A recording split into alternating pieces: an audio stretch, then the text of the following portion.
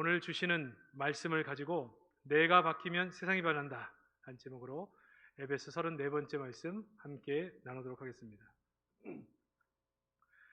언젠가 신문에서 그 기업의 사원들을 뽑을 때 9가지 유형의 사람들은 뽑지 마라, 그런 얘기를 본 적이 있습니다. 유학 독전형, 다른 사람에게 도무지 어울리지 못할 것 같은 사람들은 꼬치꼬치 캐물어서 이런 사람은 걸러내라는 겁니다. 아무리 개인적으로 똑똑해도 연합하지 못하고 함께 일할 줄 모르는 사람들은 회사에 도움되지 않는다. 배짱이형, 입사하기 전까지는 스펙 쌓고 열심히 성실하게 준비를 하지만 딱 입사하고 나서부터는 성실성이 없어서 뭐 하는 일에도 불성실하고 출근하고 퇴근하는 일에도 불성실하고, 이런 사람들은 뽑지 마라. 소심형, 자기가 경험하지 않은 일을 만나면 덜컥 겁부터 내서 뭐든지 하지 않으려고 하는 이런 소심형의 사람들은 뽑지 마라.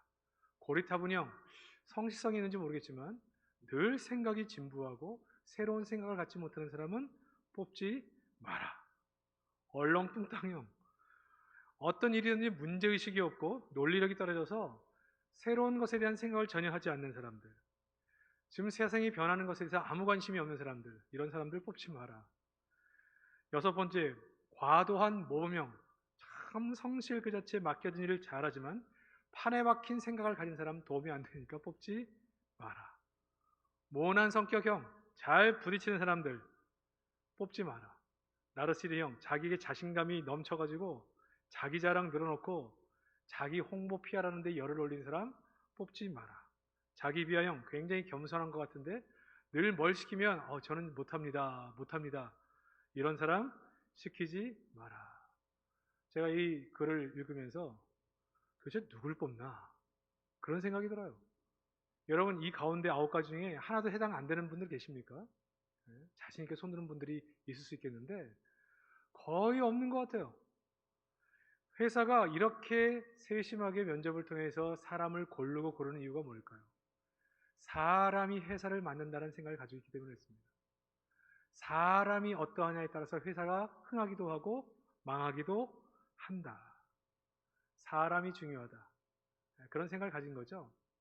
이 사람이 중요하다는 생각은 성경적인 생각이에요.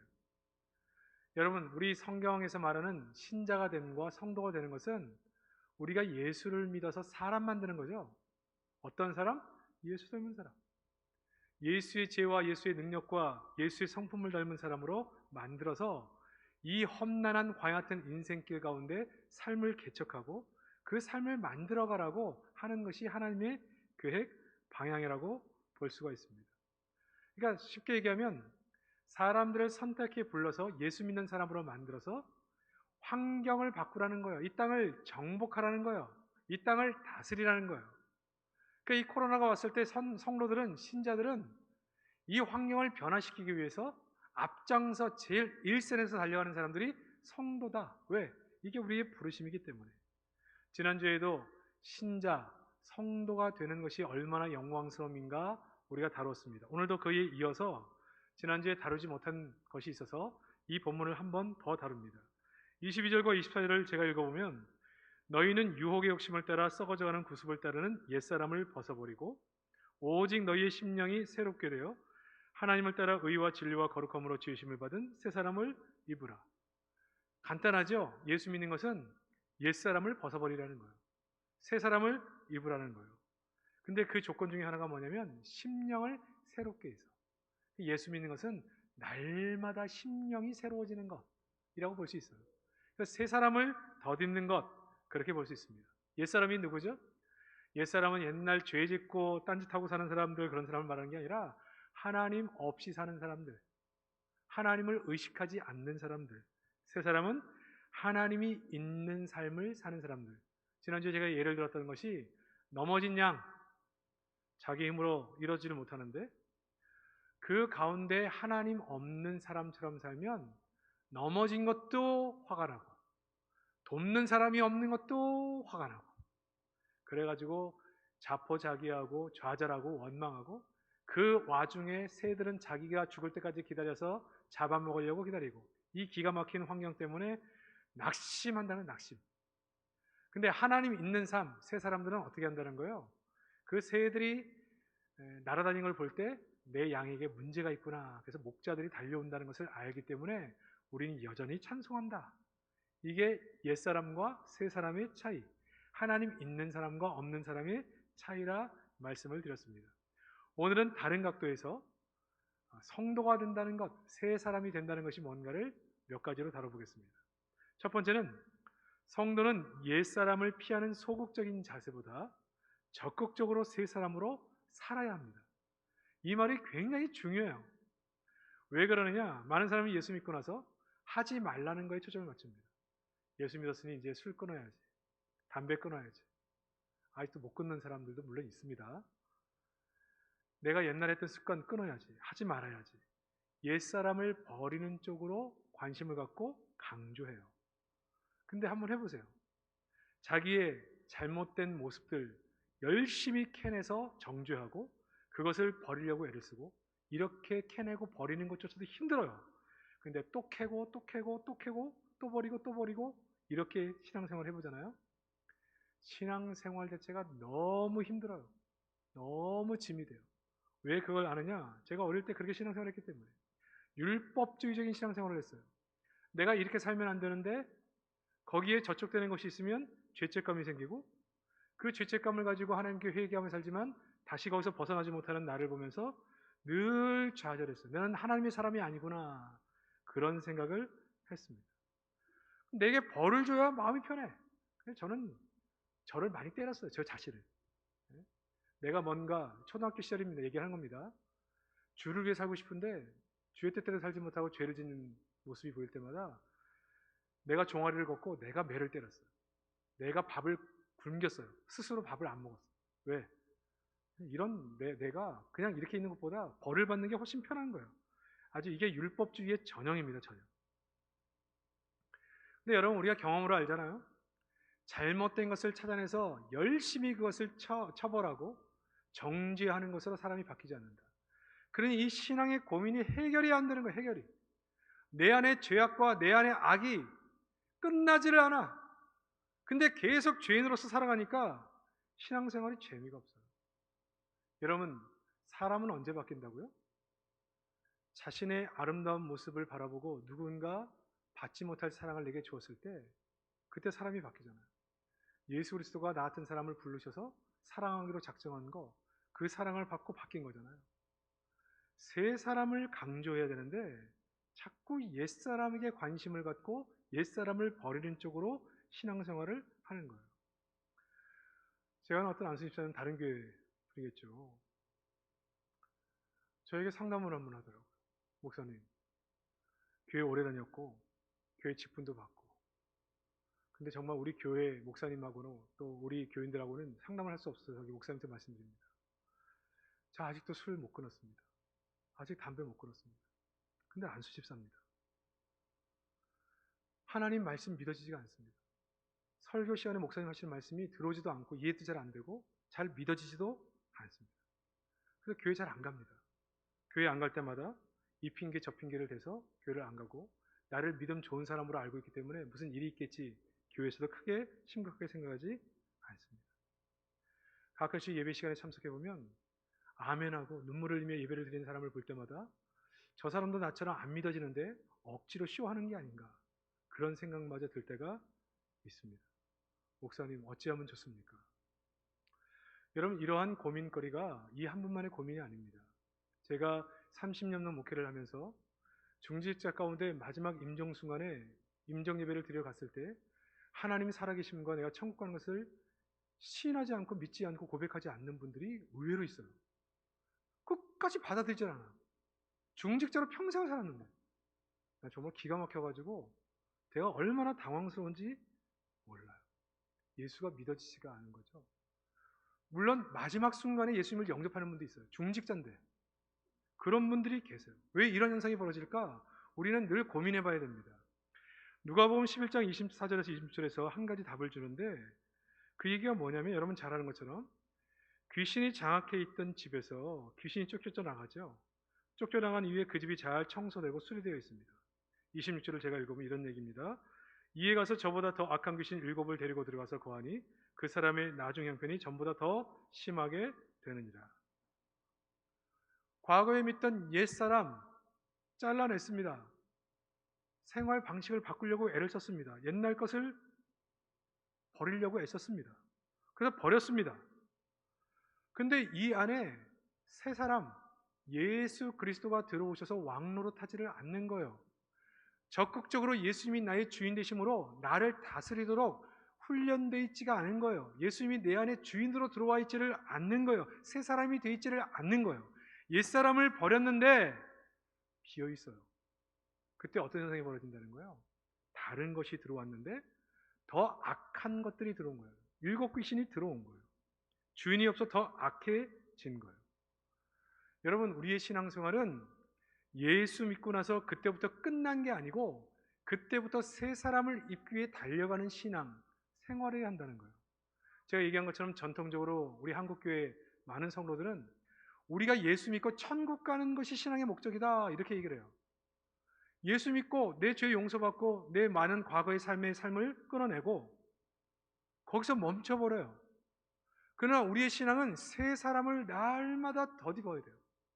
날마다 새 사람이 되어야 돼요. 예수 그리스도가 내 안에 주인으로 들어오셔서 그 주인된 삶이 날마다 훈련되어 있어야 돼요. 그래서 오늘 본문은 새 사람을 입으라. 늘 말씀 속에서 배우고 기도하면서 하나님을 만나야 되겠죠. 그래서 이 코로나 같은 이 시기 속에서도 늘 새 사람을 묵상하는 거예요. 새 사람. 이 어려운 시절에도 나는 하나님의 자녀.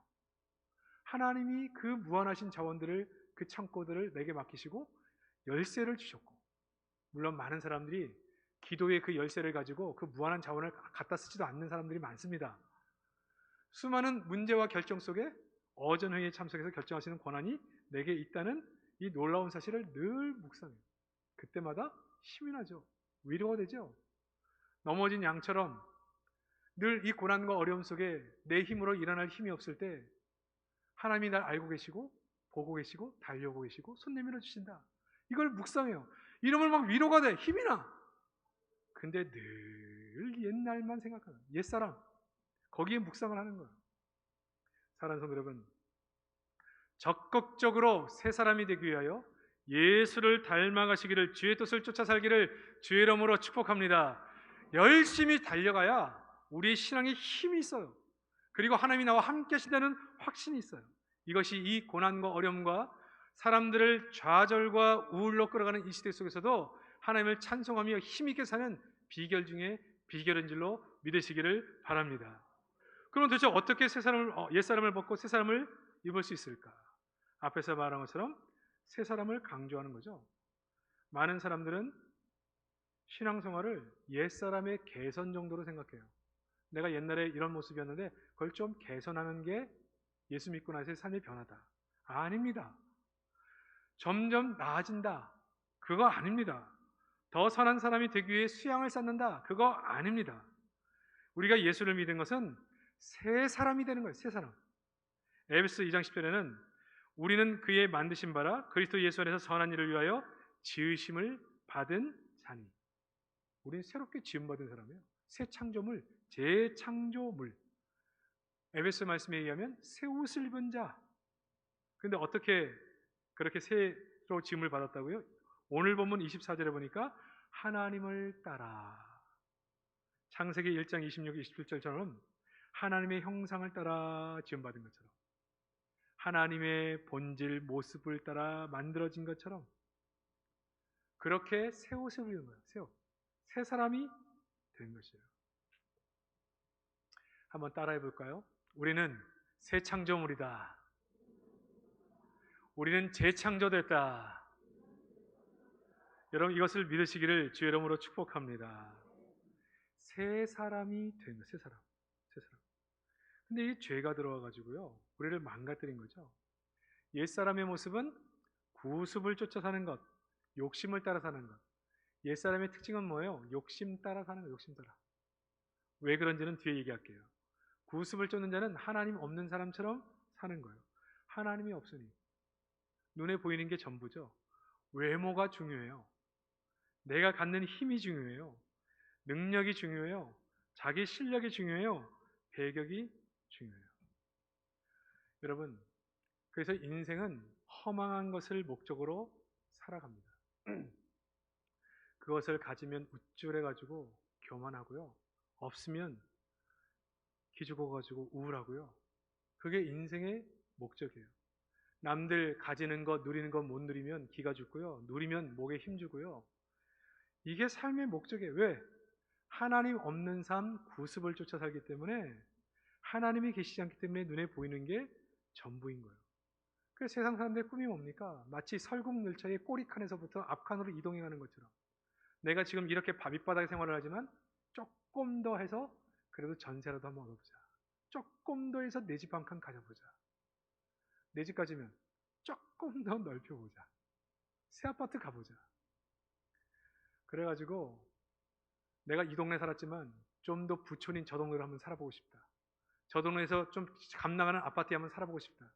그 좋은 아파트 가면 층층 올라가서 내가 마지막 펜트하우스 가서 한번 가보겠다. 그 펜트하우스를 딱 갔을 때 마치 인생 성공한 것 같고, 그렇게 못 사는 인생들 보면 저급한 인생 같고 나만 성공한 인생 같은 거예요. 그게 인생의 목적이에요. 그게 인생의 목적. 그런 사람에게 이 코로나가 닥쳐서 돈이 들어오질 못하고 그 꿈이 무산되는 것 같을 때 절망하는 거예요. 왜? 바라보는 게 그거 하나니까요. 그거. 근데 우리 인생은 어떻게 산다는 거예요? 새 사람을 입는다. 새 사람. 새 사람. 완전히 새롭게 창조되었다라고 하는 것입니다. 새 창조된 인물에서 특징이 뭡니까? 하나님 계신 거죠. 하나님 안에서 우리 성도를 보면 우리가 맡긴 것이 많은 부자로 살 때는 하나님이 주신 축복, 감사, 하나님께 감사하죠. 그러나 지금 가진 게 없어요. 그러나 우리는 어떤 사람입니까? 아무것도 없는 자 같으나 모든 것을 가진 자예요. 여러분 믿습니까?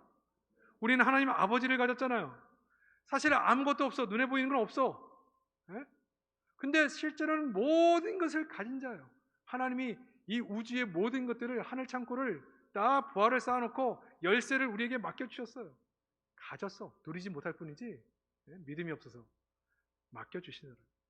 그러니 여러분, 새 사람으로 살아갈 때 세상이 달라 보이는 거예요. 코로나 시대가 달라 보이는 거예요. 그러니 감옥 같은 인생을 살아도 바울은 그 가운데 찬송하며 천국 같은 삶을 살아내는 것이고, 거기는 간수, 갑이잖아요. 간수가, 죄수와 간수가 있으면 그 갑이 그 앞에 무릎을 꿇고 절을 하는 거예요. 우리 살려달라고. 이게 성도의 삶이에요. 아무것도 없는 것이나 모든 것을 가진 자. 세상 사람들이 다 낙심해요. 엎어졌으니까. 내 힘으로 일어날 힘이 없으니까. 사업하다 망했는데 평생 하던 내 일에서 망했어. 답이 없어. 그렇다고 하나님이 돌아가신 게 아니잖아. 그렇게 고통하며 아파하는 우리의 모습을 하나님은 알고 계시고 지금도 달려오고 계시고 손 내밀어 주시고, 이것을 알기 때문에 나는 여전히 우리 하나님을 찬송하리로다. 이게 새 사람, 하나님 있는 사람처럼 사는 거죠. 미래에 대한 불안, 두려움, 이걸 다 이겨내는 거예요. 여러분, 우리가 가정에 살 때도 마찬가지예요. 하나님 없는 사람처럼 눈에 보이는 거, 하나님 없으면 눈에 보이는 걸 살고 있는 거예요. 내 아내, 내 남편 보면 눈에 보이는 것만 보여. 앞으로 안 바뀔 것 같아. 그러니까 속상한 거예요. 근데 하나님의 눈으로 보는 거예요. 하나님의 때에 역사하시고 은혜 주셔서 바뀔 걸 보는 거예요. 우리 아이를 보면 앞에 앞날이 안 보여. 하나님 없이 보는 것, 구습을 쫓아 사는 삶이에요. 왜 하나님을 통해서 안 봐요? 하나님 있는 삶을 살아야 되잖아요. 하나님의 눈으로 우리 아들과 딸을 보세요. 하나님이 그 아들과 딸에 대해서 어떤 계획이 있는지 하나님께로 한번 들어보세요. 여러분, 우리 인생 계획할 때 내가 가진 자산, 내가 할 수 있는 능력, 그 안에 생각합니까? 그게 합리적이고 똑똑한 사람들의 모습이에요? 그렇지 않아요. 왜 거기에 하나님을 뺍니까? 하나님이 우리 가운데 어떤 일을 하실 수 있는지를 왜 거기서 빼버려요? 그건 신앙이 아니에요. 여러분, 인생에 대해서 나는 살 만큼 살았고 내 능력은 여기까지다, 자포자기 하셨습니까? 여러분, 거기에 하나님을 집어넣으셨나요? 내 나이에 내 이 정도 상황 속에서 하나님이 나를 통해 이런 일을 하실 수 있다, 그 생각을 집어넣으신 거예요? 많은 사람들은 하나님을 믿고 있지만 하나님 없이 인생을 계획하고 하나님 없이 인생을 전망합니다. 그러니 하나님이 역사하실 필요가 없는 거예요. 왜? 하나님 없는 사람처럼 사니까. 그러나 우리가 정말 하나님이 살아계신다고 한다면 이 어려움 속에서도 하나님이 어떻게 하실지를 늘 보며 사는 거예요. 그래서 절망하지 않는 거예요. 사랑하는 성도 여러분, 하나님 계신 사람처럼 사시기를 주의 이름으로 축복합니다. 그래서 예수 믿는 것은 희생만 있는 게 아니에요. 희생의 그림만 있는 게 아닙니다. 리빙스턴이 아프리카 선교를 마치고 돌아왔을 때 많은 사람이 물었습니다. 선교사님, 아프리카에 있으면 이런 것이 뭡니까? 리빙스턴의 말입니다. 나는 잃었다고 생각하지 않고 그 땅에서 사자 때문에 왼팔을 잃었고 수많은 부족과 갈등 속에 생명의 위협이 있었고 내 아내를 풍토병 때문에 잃었습니다. 선교사님들 참 불쌍한 면이 있죠. 자기의 생명 그리고 가족의 생명들을 선교에서 많이 잃어가요. 오시면 잘해주세요. 정말 고생하시는 분들이죠. 근데 이 선교사님이 뭐라고 얘기했느냐? 나는 이것을 고생, 희생이라고 생각하지 않습니다. 저는 이것을 특권이라고 생각합니다. 하나님이 그 땅의 영혼을 내게 맡기셨고 내가 전하는 복음으로 예수를 믿게 됐고 내 기도를 통해 하나님이 역사하신 것을 보게 된 겁니다. 여러분, 정말 우리가 하나님 안에서 보면요, 예수 믿는 이 모든 것이 다르게 보이는 거예요. 여러분, 주를 위해 사는 것이 우리의 희생입니까? 우리의 십자가입니까? 어떤 분이 그래요. 목사님으로 살면 평생 동안 새벽 기도 하셔야 되는데 참 힘드시겠어요? 네? 그래요. 그 잠도 제대로 푹 못 자고 매일같이 그렇게 새벽마다 일어나서 얼마나 힘드시겠어요? 웃는 분들은 다 그렇게 생각하시는 분들이신 것 같아요. 근데 여러분, 그게 정말 희생입니까? 그게 목사로서의 십자가입니까? 저는 그게 생각나요. 저의 특권입니다. 이 기도하는 자리에서 주를 만나는 그 시간이 하나님이 계획하신 것을 제일 먼저 보는 자리고 모든 막혀있고 묶여있던 문제들을 가장 먼저 풀어주시는 하나님의 응답을 받는 자리. 내가 그렇게 사랑하는 주님과 함께 깊은 데이트, 교제 하는 시간이 그 시간이에요. 이 시간을 내가 이렇게 많이 누리고 있는 것은 희생, 십자가 아니에요.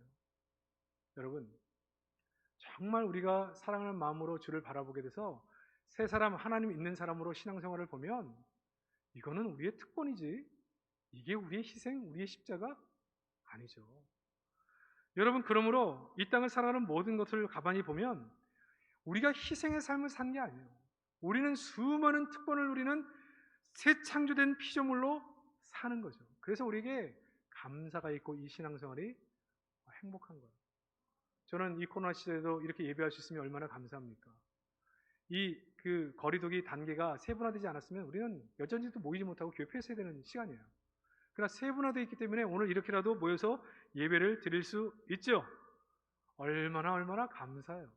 너무너무 감사해요. 하나님의 자녀는 종교 신분을 가지고 하나님을 바라보면서 우리가 정말 하나님이 있는 사람으로 이 시대를 살아내기를 주의 이름으로 축복합니다. 그러면요, 여러분 달리 보입니다. 세상이 달라져 보이는 거예요. 근데 세 번째, 그럼 왜 우리의 성도의 삶이 희생의 삶이 아닌 이유가 뭐냐? 우리는 예수 믿는 것 때문에 주일날 시간을 희생하고 헌금 생활 때문에 우리의 재정을 희생하고 우리의 시간과 우리의 능력과 재능을 교회를 위해서 희생하며 드리는데 왜 이게 희생이 아니냐? 이걸 신앙적 원리에서 잘 알고 계셔야 돼요. 24절에 보니까 뭐라고 얘기합니까? 하나님을 따라 의와 진리의 거룩함으로 지으심을 받은 새 사람이라고 얘기했죠. 의는 뭐냐? 하나님과의 올바른 관계를 의라고 얘기해요. 거룩이 뭐냐? 하나님께로 구별된 것. 하나님 있는 사람처럼 사는 게 거룩이에요. 그러니까 하나님과 올바른 관계를 맺은 것이 의. 하나님 있는 사람처럼 사는 것이 뭐라고요? 거룩의 거룩. 진리, 거룩, 의. 그게 관계예요, 관계. 그러니까 예수 믿는 것은 우리 하나님과 바른 관계를 맺고 사는 거죠. 왜 희생이 아니냐? 이걸 잘 보여주는 본문이 출애굽기 19장 5절, 6절 말씀입니다. 제가 한번 읽어볼까요? 세계가 다 내게 속하였나니 너희가 내 말을 듣고 내 언약을 지키면 너희는 모든 민족 중에서 내 소유가 되겠고, 내 소유 한번 다룬 적 있죠? 이거를 원문에서는 서큘라, 하나님의 신부, 하나님의 보석. 이 보석에 대한 이야기는 제가 다른 본문 얘기할 때도 한번 얘기했습니다. 우리를 보석처럼 여기신다. 하나님의 신부, 70억 인구 가운데 우리를 골라서 나의 가장 사랑하는 신부로 우리를 고른 것이 성도예요. 신부. 이게 바로 신자. 여러분, 근데 더 놀라운 것은 우리가 이렇게 특별히 선택한 이유를 7절에 얘기할 때 조건으로 본 게 아니라는 거예요. 7절을 제가 한번 읽을게요. 여호와께서 너희를 기뻐하시고 너희를 택하심은 너희가 다른 민족보다 수요가 많기 때문이 아니라 너희는 오히려 모든 민족 중에 가장 작은 자니라. 자격 보고 나를 선택했거나 재능 가능성 보고 선택하지 않았다는 거예요. 그러니까 저는 이 70억 가까운 모든 인구 중에서 하나님이 내가 가장 사랑할 존재로 나를 택했다. 그러면 70억 인구 가운데 나만 보이는 거예요. 저는 이 확신이 있어요. 이 자부심이 있어요. 하나님이 나를 너무 사랑한다고 질투하지 마세요. 저는 이 확신이 있어요. 저는 여러분도 이런 확신이 있기를 주의 이름으로 축복합니다. 여러분, 그 하나님은 수많은 사람들이 이 자리에 있지만, 그리고 수많은 권력자들이 이 땅에 살고 있지만 우리는 미국의 대통령이 부럽지 않아요. 왜? 그 많은 사람들 가운데 정말 사랑하는 존재는 나니까. 나 하나를 서큘라 하나님의 신부로 부르셨기 때문에. 왜 우리의 신앙생활이 희생이 아니라고요? 사랑하는 사람을 위해 사는 삶이에요. 기도하는 시간이 뭐라고요? 그분과 데이트하는 시간이에요. 여러분, 사랑하는 사람 만나러 나가면서 주여 이 십자가를 감당하게 해 주옵소서 이러고 데이트하러 나가는 사람 있습니까? 아예 그럼 만나지 마세요. 사랑하는 게 아닙니다. 사랑하는 사람을 위해서 시간을 내야 되는데 내가 지고야 될 나의 십자가 무겁게 그 길을 간다면 사랑이 아니죠. 시간뿐만 아니라 내가 없는 시간도 만들어서 가는 것이 사랑하는 사람과의 관계예요. 왜 우리가 기도하는 시간이 희생이 아니냐? 이것은 우리의 즐거움과 특권이죠. 왜? 사랑하는 사람을 만나는 것이기 때문에. 그럼 왜 주님 만나는 게 힘들어요? 사랑이 부족한 거죠. 인정이 되십니까? 사랑이 부족하기 때문에 만나는 게 부담스러워요. 여러분, 사랑하면 어떤 대가를 지불해서라도 사랑하는 사람을 만납니다. 사랑하는 사람을 위해서 작은 거 선물 하나 주는 사는데 아까와 바들바들 떱니까? 네? 아예 때려쳐요. 그런 관계면 그건 사랑하는 게 아니에요. 이용하는 거지.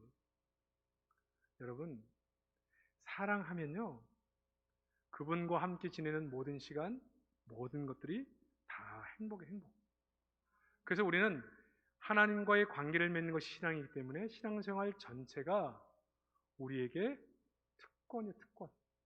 그래서 이 은혜를, 예수 믿는다는 것이 뭔지를 아는 사람, 내가 예수 믿어 하나님의 신부가 됐다는 사실을 아는 사람들은 주를 섬김이 기쁨이 되는 거예요. 써주시지 않을까 봐가 두려운 거예요. 나는 지금 아직도 힘이 있는데 나이가 됐다고 해서 은퇴하는 거, 그런 게 아쉬운 거지 나를 써주시지 않는 게 너무 아쉬운 거예요. 써주신 것은 너무나 감격이죠. 사랑하는 성도 여러분, 이런 관계에서 우리를 바라보기 때문에 우리는 늘 주님과 함께 새 옷을 입고 주를 닮아가는 길을 걸어가는 것입니다. 사랑받는 사람의 특징 아시죠? 여러분, 남자가 사랑을 받으면 얼굴에 빛이 나고 자신감이 넘칩니다. 여러분, 남자들 잘 보세요. 기가 죽어있는 남자들, 사랑 못 받는 남자들이에요. 여자들이 사랑을 받으면 얼굴이 밝고 예쁩니다. 그래서 사랑하는 사람들은 금방 알아차릴 수 있어요. 야, 너 요새 좋은 일 있냐? 물어봐요. 왜? 표가 나요. 그럼 성도는 어떤 사람이라고요? 70억의 경쟁률을 뚫고 주님의 신부로 선택된 사람이잖아요. 그 주님의 사랑을 받고 있다 그러면 얼굴은 기쁘고 행복하고 즐겁고, 이 기쁨과 감격을 내가 표현하고 싶은데 표현할 말이 없어. 언어로. 이 기쁨과 감격이 얼굴에서 빛이 나고 얼굴이 예뻐지고 자신감이 넘치고, 예? 그렇게 사는 거예요. 왜 성도들이 멋지고 성도들이 예쁜가? 사랑받아서 그래. 사랑받아서. 누구 사랑? 하나님 사랑. 여러분 인생 가운데 나는 박복해서 사랑받을 때 사랑을 못 받고 자랐다. 여러분 그렇게 한다고 해서 걱정하지 마세요. 우리는 우주의 주인 되신 하나님께 간택을 받아서 신부된 사람들, 그 하나님의 사랑을 받는 존재예요. 이 신분적 상황을 잘 이해하는 사람들은 자신감이 넘치는 거죠. 제가 제일 어린 시절에 감사했던 것 중에 하나는 늘 부모님이 이렇게 저에게 가르쳤어요. 하나님이 너를 사랑하시고 하나님이 너의 아버지시고 하나님이 우리를 이렇게 사랑하신다. 아무것도 없지만 하나님의 것이 다 너의 것이다. 그래서 구김이 없어요. 그래서 눌림이 없어요. 저는 누구보다도 가난하게 살았지만, 누구보다도 몸이 아픈 상태에 살았지만 표정이 일그러진 게 없어요. 자세가 흐트러진 게 없어요. 왜 그런지 아세요? 눌리지 않았기 때문에. 왜요? 그렇게 가르쳤어요. 가난했지만, 몸이 아팠지만 너는 누구다! 이렇게 가르쳐 주셨어요. 하나님 있는 삶을 사셨던 부모님 덕분에 제가 반듯하게 컸어요. 저는 그걸 생각할 때마다 너무너무나 감사해요. 그러니까 우리는 이러한 의식이 있기 때문에 우리의 자세를 바르게 해야 돼요. 늘 자세가 바라야죠. 여러분 기죽을 게 뭐가 있습니까? 하나님이 나를 선택하여 하나님의 신부가 된 나의 모습이 가장 사랑받는 존재로 나를 불러주신 그 은혜가 자세 당당하죠. 말 고상하죠. 왜? 그 하나님의 수준에 맞춰야 될 거 아니에요.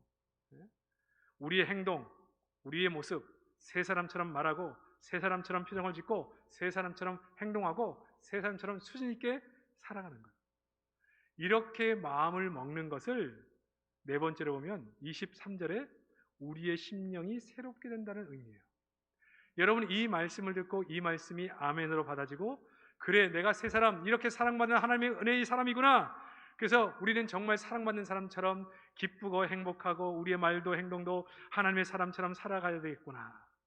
이렇게 우리의 마음이 변화되고 우리의 자세가 변화되는 것을 심령이 새롭게 됐다고 표현하는 거예요. 사랑하는 성도 여러분, 심령이 새롭게 되셨습니까? 이 새롭게 된 심령을 가지고 날마다 심령이 새로워져서 더욱더 하나님이 내게 주신 이 신분을 가지고 자신감 있게 이 땅을 살아가시기를 주의 이름으로 축복합니다. 이 심령, 마음과 정신, 이 노아 때는 창세기 6장 5절 6절에 보면 노아 때는 어떻게 했다고요? 마음에 생각하는 것, 생각하는 모든 계획이 항상 악할 뿐이었어요. 하나님 없는 사람처럼 살았어요. 근데 지금은 성령께서 늘 하나님 있는 사람처럼 생각하는 거예요. 지금 내 가족들이 부족해 보이지만 하나님이 역사하시고 계시기 때문에 늘 변하겠구나. 지금은 부족한 사람이라 할지라도 늘 하나님께서 그를 만드심으로 하나님을 닮은 사람으로 변화되겠구나. 지금 우리가 코로나로 인해서 경제로 너무나 극심한 어려움에 처해 있고 사면초와 같은 과정 속에 있지만 하나님은 늘 우리를 사랑하시고 우리가 감당치 못할 시험을 허락지 않았기 때문에 하나님이 이것을 감당케 하시겠구나. 그럼 나는 지금 어떻게 살아야 할까? 하나님은 내 형편을 아시고 이미 내게 다가와시고 내게 손 내밀 것을 아시니까 이 상황 속에서 우리는 찬송하며 하나님을 기대하며 소망하며 살아가자. 이것이 늘 심령이 새로운 자세. 사랑하는 성도 여러분, 그러므로 이 시대 가운데 이 마음, 심령을 빼앗겨서는 안 돼요. 악한 마귀는요 계속해서 우리에게 세상 뉴스를 듣게 합니다. 절망적인 소식을 듣게 합니다. 그냥 마음이 점점 떨어지고 낙심되게 만들어요. 그러나 이때 우리가 지켜야 될 게 뭐라고요? 우리의 심령을 날마다 새롭게 하는 거. 그러니까 이거 하려고 하니까 예배를 드려야 되고 이거 하려고 하니까 말씀을 들어야 되고 이거 하려고 하니까 기도 생활을 해야 되는 거예요. 안 그러면 심령을 빼앗겨 버려요. 안 믿는 사람처럼, 하나님 없는 사람처럼 상황을 보고 절망하고 원망불평하고 늘 모든 것을 부정적으로 보고. 왜? 하나님이 계시지 않으니까. 하나님이 없어. 나의 삶의 계획에 하나님이 안 계세요. 그러니까 모든 것이 부정적이에요. 그러나 우리 성도는 이 어려운 시기 속에서도 우리 삶의 가장 절대적인 위치를 가지고 있는 그 하나님이 계시다. 이걸 바라봄으로 날마다 우리 심령이 새롭게 돼서 할렐루야, 아멘. 나와 함께 하시는 하나님, 나를 지금 도우시고 달려오시는 그 하나님, 하늘 공창에서 나의 기도를 기다리시는 그 하나님 바라보면서 믿음으로 달려가는 이 한 주간 되시기를 주의 이름으로 축복합니다.